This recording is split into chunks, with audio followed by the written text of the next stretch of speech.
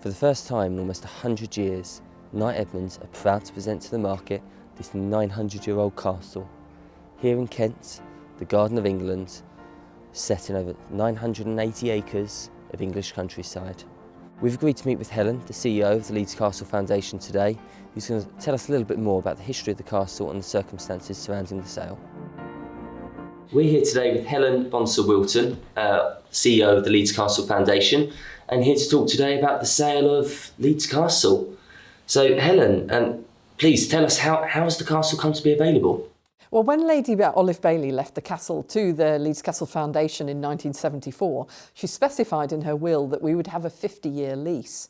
And Lady Olive Bailey was all about design and reinvention. So she also specified that we had the 50 years and then it would have to pass to somebody else. So we're at the point of now passing the baton to the next possible owner. Tell us a little bit about what sort of buyer it is that you're hoping to attract. Well, we'd really like somebody who really gets the castle. So the castle is all about design. So if we could get somebody like a British entrepreneur that's known for design, I'm thinking somebody like James Dyson or somebody. Yeah. But then we also have an amazing golf course. I wonder whether Donald Trump might be interested. I was going to say, you're not worried about any sort of controversial buyers coming forwards?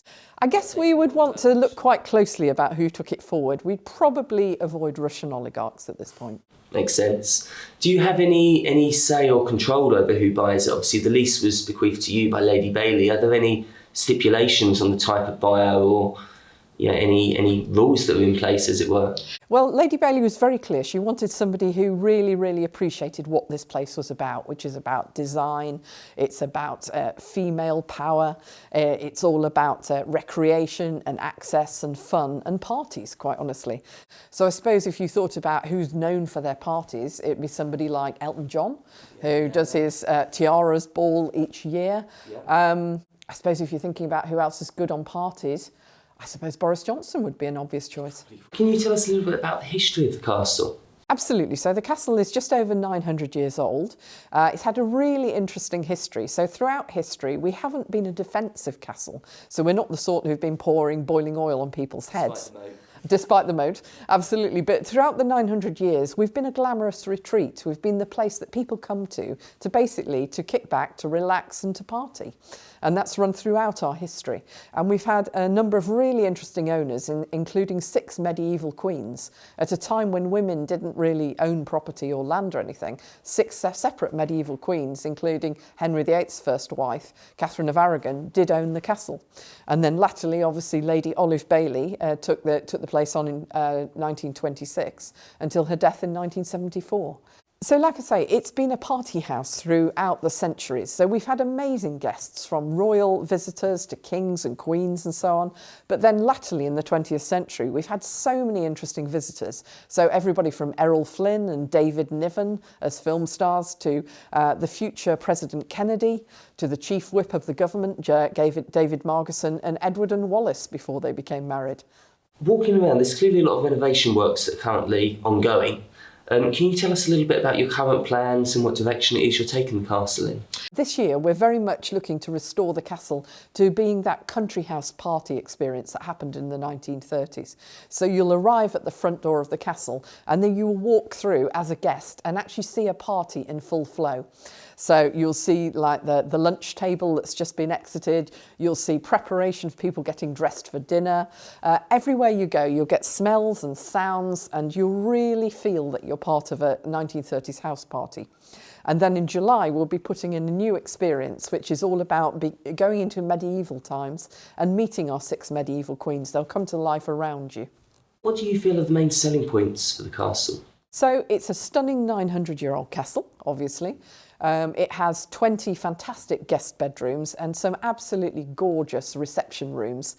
They were actually created by probably the 20th century's best interior designer, a gentleman called Stéphane Baudin, who went on to actually design the President Kennedy's White House later in his career. So the interiors are absolutely unique, and a lot of the artifacts, the objects and the furniture were designed specially for the castle. So it's a beautifully designed party house. And one question that I'm sure that a lot of people will be curious to know the answer to is, as well as all the rooms and what you see on public display, are there any hidden passages? Oh yes, castles always have that. So stuff that the visitors don't see at the moment. There's all of the below stairs stuff, which I think we're all interested in because we probably would have been below stairs staff ourselves. But we also have a number of ghosts associated with the castle. So any future occupant would be inheriting a howling black dog and various other ghosts that flit around. Let's talk about the grounds. Over 990 acres, is that right? Absolutely, yes. And about 60% of that is farmland and pasture land. So there is productive farmland there to farm. But then we also have all of the gardens. So we have, again, wonderful gardens designed by one of the 20th century's leading landscape architects, Russell Page. We have a completely unique maze, so you can go and get lost in the maze with a grotto in the centre. At the moment we have a birds of prey centre, and we'd hope any future owner will fall in love with the owls and the hawks and want to keep them, as well as obviously the golf course, an adventure golf course, all sorts of things, but it's the most beautiful environment, full of bird life. And again, Lady Bailey was passionate about her bird life. So if we could find a future buyer who's really passionate about that and perhaps even wants to introduce parrots and the more exotic birds that Lady Bailey had, like flamingos and so on, that would fit really well. She had flamingos walking around the grounds. She had flamingos, she had zebras and llamas and parrots and all sorts. It was a real exotic menagerie. Sounds like quite a character. Very much so. Thank you, Helen. Really appreciate that. I'm sure that the castle will attract huge amounts of interest online, and let's hope that we can find the right buyer for you. Thank you for your help.